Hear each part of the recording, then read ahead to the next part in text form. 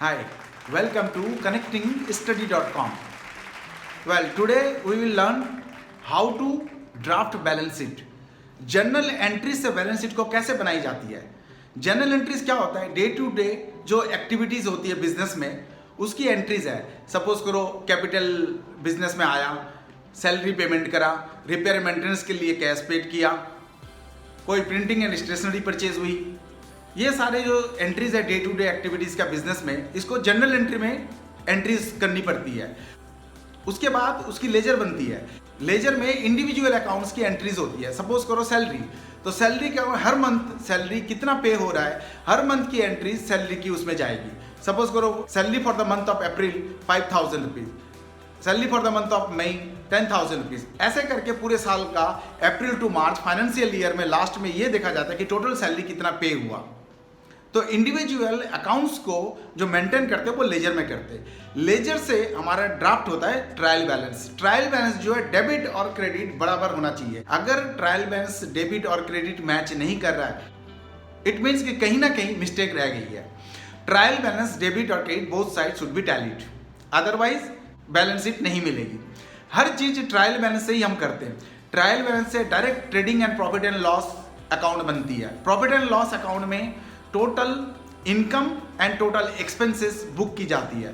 तो total income की जितने भी चीजें हैं प्रॉफिट एंड लॉस में, वो राइट साइड इनकम वाले साइड्स में एंट्री हो जाती है, और एक्सपेंसेस जो साइड है वो डेबिट साइड में एंट्री हो जाती है। तो जो इनकम है, टोटल रिसिप्ट्स है, टोटल टर्नओवर है, उसकी जो इनकम कंपनी ने कलेक्ट की है या बिजनेस ने कलेक्ट की है, उसमें से एक्सपेंसेस को माइनस करके जो भी प्रॉफिट निकलता है that is called net profit. जो सबसे पहले जो रॉ एंट्रीज है वो जनरल एंट्रीज में कन्वर्ट होती है। एक को डेबिट, दूसरा क्रेडिट, डबल एंट्री सिस्टम है। एक डेबिट होगा तो दूसरा क्रेडिट हो गए। सपोज आपने सैलरी पे किया कैश पे, तो salary account debit to cash account, क्योंकि सैलरी एक एक्सपेंसेस है, कैश हमारा जो कैश इन हैंड था वो कम हो गया, तो वो क्रेडिट साइड में चला गया।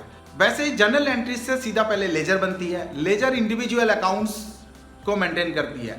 सैलरी में कितना, रिपेयर मेंटेनेंस कितना, कैपिटल अकाउंट में कितना है, ड्राइंग्स कितना है, प्रिंटिंग स्टेशनरी में कितना एक्सपेंसेस हुआ, ये सारे इंडिविजुअल हेड्स का जो अकाउंट बनता है वो लेजर में पोस्टिंग होती है। ट्रायल बैलेंस में क्या होता है, लेजर की सारे लेजर्स की A to Z तक जितने भी लेजर्स बने हैं वो ट्रायल बैलेंस में सीरियल आ जाती है। कैसे? डेबिट साइड में सारे डेबिट साइड के जितने भी लेजर्स के डेबिट एंट्री है डेबिट साइड में आ जाएगा ट्रायल बैलेंस में, और क्रेडिट साइड में क्रेडिट की एंट्रीज आ जाएगी। इससे क्या होगा, डेबिट और क्रेडिट ट्रायल बैलेंस में मैच कर जाएगा। अगर डेबिट और क्रेडिट ट्रायल बैलेंस मैच नहीं करती है, इट मीन्स कहीं ना कहीं मिस्टेक रह गया। वो मिस्टेक को फाइंड आउट फिर की जाती है, तब जाके ट्रायल बैलेंस मैच होता है। जब तक ट्रायल बैलेंस मैच नहीं होगा, बैलेंस शीट भी मैच नहीं होगा। जब ट्रायल बैलेंस बन जाएगी उसके बाद हम ड्राफ्ट करते हैं trading and profit and loss account. तो सबसे पहले ट्रायल बैलेंस से trading and profit and loss account बनाई जाती है। ट्रेडिंग अकाउंट पहले बनेगा। ग्रॉस प्रॉफिट अगर है तो फिर वो प्रॉफिट एंड लॉस अकाउंट में ग्रॉस प्रॉफिट जो है प्रॉफिट एंड लॉस अकाउंट में राइट साइड में वो चली जाएगी। जिधर इनकम होती है वो इनकम साइड में ग्रॉस प्रॉफिट आ जाएगा। उसके बाद ग्रॉस प्रॉफिट से सारे एक्सपेंसेस लेस हो जाएगा। जैसे एडमिनिस्ट्रेशन एक्सपेंसेस है, सैलरी एक्सपेंसेस है, इलेक्ट्रिसिटी एक्सपेंसेस है, पोस्टेज एंड टेलीग्राफ एक्सपेंसेस है, रिपेयर एंड मेंटेनेंस एक्सपेंसेस है। ये जितने भी एक्सपेंसेस होता है वो प्रॉफिट एंड लॉस अकाउंट में माइनस हो जाएगा। ट्रेडिंग अकाउंट में जो एक्सपेंसेस मैन्युफैक्चरिंग रिलेटेड है वो ट्रेडिंग अकाउंट में चला गया। ट्रेडिंग अकाउंट में जो भी एक्सपेंसेस एडजस्ट हो गया उसके बाद जो बचता है वो प्रॉफिट एंड लॉस अकाउंट में जाएगा। प्रॉफिट एंड लॉस अकाउंट में जो फाइनल सारे एक्सपेंसेस एडजस्ट होने के बाद जो भी बचेगा वो नेट प्रॉफिट है, और ये नेट प्रॉफिट जो है वो बैलेंस शीट में ट्रांसफर होगा। और ट्रायल बैलेंस में जैसे जैसे कि आप ट्रेडिंग अकाउंट में जो जो आपने हेड्स ले लिए, ट्रायल बैलेंस से जो जो हेड्स आपने ट्रेडिंग अकाउंट में लिया और प्रॉफिट एंड लॉस अकाउंट में लिया उसको टिक कर लो। टिक करने के बाद जो भी बचेगा वो बैलेंस शीट का आइटम है, वो बैलेंस शीट में जाएगा। अब बैलेंस शीट में लायबिलिटीज एंड एसेट्स की साइड होती है।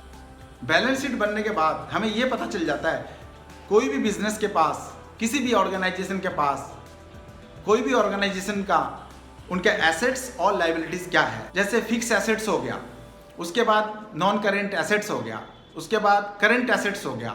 ऐसे कितने एसेट्स है वो क्लासिफिकेशन बैलेंस शीट में आ जाती है।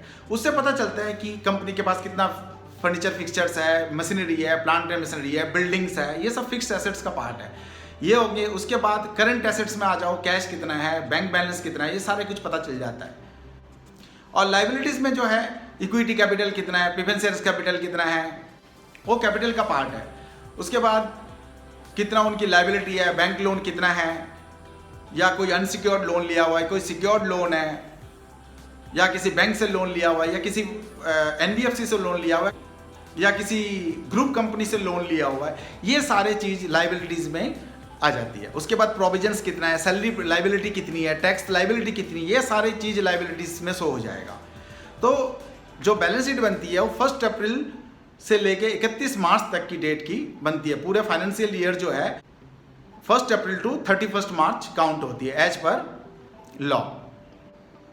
बिजनेस कई तरीके से करते हैं, प्रोप्राइटरशिप बिजनेस भी होता है, पार्टनरशिप बिजनेस भी होता है। पार्टनरशिप की भी 2 फॉर्म है, एक इंडियन पार्टनरशिप एक्ट 1932 के अकॉर्डिंगली रजिस्टर्ड होता है, एक नॉन रजिस्टर्ड पार्टनरशिप एक्ट 1932 भी चलता है। कई लोग इंडिविजुअल बिजनेस करते हैं जिसका कोई पैन कार्ड नहीं मिलता, फर्म नेम होता है, सपोज करो ABC एंटरप्राइजेस, इसका पैन कार्ड नहीं मिलेगा। अगर ये सोल प्रोप्राइटरशिप बिजनेस है, इंडिविजुअल बिजनेस है, इसका कोई पैन कार्ड नहीं मिलेगा। जो इंडिविजुअल पर्सन, जो ऑनर है, जो प्रोप्राइटर है, उसी का पैन इस पे चलेगा। जब रिटर्न फाइल होगा तो इसी के पैन नंबर से ही फाइल होगा, इंडिविजुअल का जो पर्सनल नेम से पैन कार्ड है उसी से फाइल होगा। लेकिन पार्टनरशिप फर्म जब खोलता है तो वहाँ पे एग्रीमेंट बनती है, एटलीस्ट मिनिमम 2 पार्टनर्स होना चाहिए, पार्टनरशिप डीड बनेगी, टर्म्स एंड कंडीशन सेट होगा, उसके बाद पैन कार्ड भी अप्लाई होगा, इनकम टैक्स डिपार्टमेंट से पैन कार्ड भी मिलेगा और उस पैन के बेस पे रिटर्न फाइल होगा। अगर कंपनी है तो कंपनी को रजिस्टर्ड करनी पड़ती है, MCA के थ्रू कंपनी बनाई जाती है, ROC में फीस पेड होती है, उसके बाद नेम चूज होता है, नेम चूज करने के बाद कंपनी को रजिस्टर्ड करनी पड़ती है, डायरेक्टर्स को DIN नंबर प्रोवाइड होता है और उसके बाद कंपनी बनती है। एनुअली उनको कंप्लायंसेस भी करनी पड़ती है, कंपनीज को एनुअल रिटर्न फाइल करनी पड़ती है, बैलेंस शीटें फाइल करनी पड़ती है, इनकम टैक्स रिटर्न भी फाइल करनी पड़ती है। कभी भी कोई भी कंपनी अगर वाइंड अप करना हो तो कई सारे इसके ग्राउंड है जिस बेस पे इसको वाइंड अप की जा सकती है। अपने आप ये वाइंड अप नहीं कर सकते हो, अपने आप ये वाइंड अप नहीं होता है। इसको वाइंड अप करने के लिए लीगल प्रोसीडिंग्स के थ्रू ही करना पड़ता है। अगर इंडिविजुअल बिजनेस है, प्रोप्राइटरशिप बिजनेस है, इसको वाइंड अप करने के लिए किसी की परमिशन की जरूरत नहीं है। पर पार्टनरशिप है तो इसके भी पैन कार्ड और जो भी TIN नंबर, पैन कार्ड जो इशू हुआ है, इसको भी इनकम टैक्स डिपार्टमेंट में उनको बिजनेस क्लोजर का लेटर देना पड़ता है। उसके बाद इनकम टैक्स डिपार्टमेंट को बताना पड़ता है कि ये पैन सरेंडर कर रहा हूँ और इस बिजनेस को क्लोज कर रहा हूँ। पार्टनरशिप बिजनेस एक तो इंडियन पार्टनरशिप एक्ट 1932 के अनुसार भी रजिस्टर्ड होता है और वो रजिस्टर्ड भी कर सकते हो, नॉन रजिस्टर्ड भी चल सकता है। दोनों पार्टनरशिप एक्ट 1932 में दोनों चीज़ें पॉसिबल है। या तो पार्टनरशिप फर्म को रजिस्टर्ड कर लो या विदाउट रजिस्ट्रेशन भी आप पार्टनरशिप फर्म चला सकते हो। पर पार्टनरशिप एक और एक होता है जो लिमिटेड लाइबिलिटी पार्टनरशिप, जिसको LLP बोलते हैं, वो आगे हम लोग पढ़ेंगे। LLP रजिस्ट्रेशन MCA के पोर्टल से ही होगा। पहले नेम अप्रूवल करवानी पड़ती है, उसके बाद MCA से नेम अप्रूव करवा के उसकी पार्टनरशिप डीड बना के बाकायदा उसको रजिस्ट्रेशन करवानी पड़ती है। तो MCA से जो ROC के थ्रू जो कंपनी बनती है, MCA ROC में जो फॉर्मेलिटीज है वो पूरी करके जो LLP बनती है उसको बोलते हैं लिमिटेड लाइबिलिटी पार्टनरशिप। वो रजिस्टर्ड ही होता है, वो पार्टनरशिप फर्म नॉन रजिस्टर्ड नहीं होता, वो रजिस्टर्ड ही होता है। और जो कंपनी है उसको रजिस्टर्ड करानी पड़ती है, वो मैंडेटरी है। कोई अगर इंडिविजुअल पर्सन है, अगर वो कंपनी बना के काम करना चाहती है तो 1% कंपनी भी बना सकती है, उसके आगे प्राइवेट लिमिटेड लिखी जाती है, OPC ब्रैकेट में होता है, पर वो होता है इंडिविजुअल। इंडिविजुअल में एक नॉमिनी डायरेक्टर होता है। नॉमिनी डायरेक्टर का तभी रोल है जब एक्टिव डायरेक्टर को कोई प्रॉब्लम आती है या किसी भी इवेंट की वजह से अगर वो और बिजनेस फर्दर नहीं चला सकते तो वो नॉमिनी डायरेक्टर पोजीशन में आ जाते हैं। दूसरा है private limited company. Private limited company में मिनिमम 2 डायरेक्टर की रिक्वायरमेंट होती ही होती है। और उसके बाद है लिमिटेड कंपनी। लिमिटेड जिसको पब्लिक लिमिटेड कहा जाता है, उसमें मिनिमम 3 डायरेक्टर्स की जरूरत है और मेंबर 7। मिनिमम 3 डायरेक्टर्स की जरूरत है और एटलीस्ट 7 मेंबर्स होना चाहिए। प्राइवेट लिमिटेड में जो डायरेक्टर्स है 2 डायरेक्टर, वो मेंबर भी बन सकते हैं। बैलेंस शीट को बनाने से पहले आप बेसिक चीज को समझ लो। सबसे पहला जो बेसिक चीज होता है वो है जर्नल एंट्रीज। उसके बाद होता है लेजर पोस्टिंग, लेजर पोस्टिंग से होता है ट्रायल बैलेंस, ट्रायल बैलेंस से होता है trading and profit and loss account. After that balance sheet बनती है। Balance sheet shows the financial position of the organization. Kindly like and subscribe connectingstudy.com. Thank you.